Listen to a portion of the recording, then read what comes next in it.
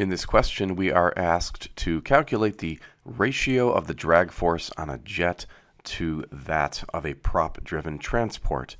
And we know that the drag force acting on these aircraft is equal to 1/2 multiplied by a drag coefficient multiplied by the fluid density, or air density in this case, multiplied by the effective cross-sectional area, and finally multiplied by their speed squared.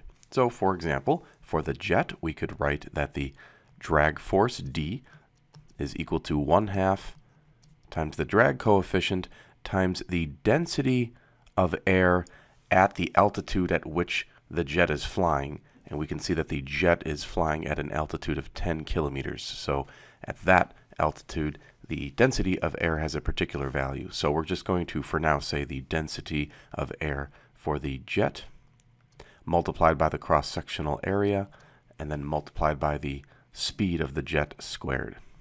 We'll set up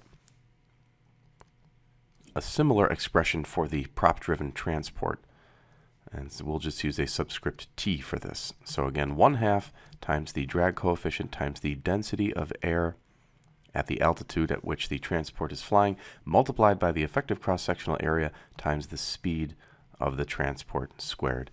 And because we are asked to determine a ratio of these drag forces, we're going to actually have to divide the two drag forces. So we would have drag force on the jet divided by the drag force on the transport equals, and then we'll copy these two expressions for the numerator and denominator. Now, if we look carefully, we can see 1/2 divided by 1/2. That would give us 1, so we can effectively cancel that out. The question noted that the drag coefficients C are going to be assumed to be equal, and then the effective cross-sectional areas also were assumed to be equal, so we can cancel those out as well. So of course this ratio simplifies greatly. We have simply the density for the jet times the speed of the jet squared divided by the density for the transport times the speed of the transport squared. So now we just have to look up these densities and speeds as given in the question. Let's go to the jet. And again, the jet was flying at a certain altitude of 10 kilometers and had the following density, as well as a speed of 1,000 kilometers per hour. So let's plug those values in for the jet. So we had the density of 0.38 times the speed of 1,000. And then don't forget to square the speed. We're just going to omit the units for now because they would cancel out in the ratio anyways. And then we'll divide by the corresponding values for the transport. The transport is flying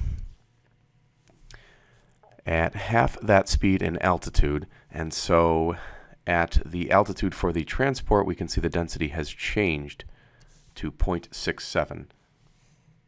So we'll plug that in for the density, or the speed was stated to be half the value of the jet, so we could put in 500 here.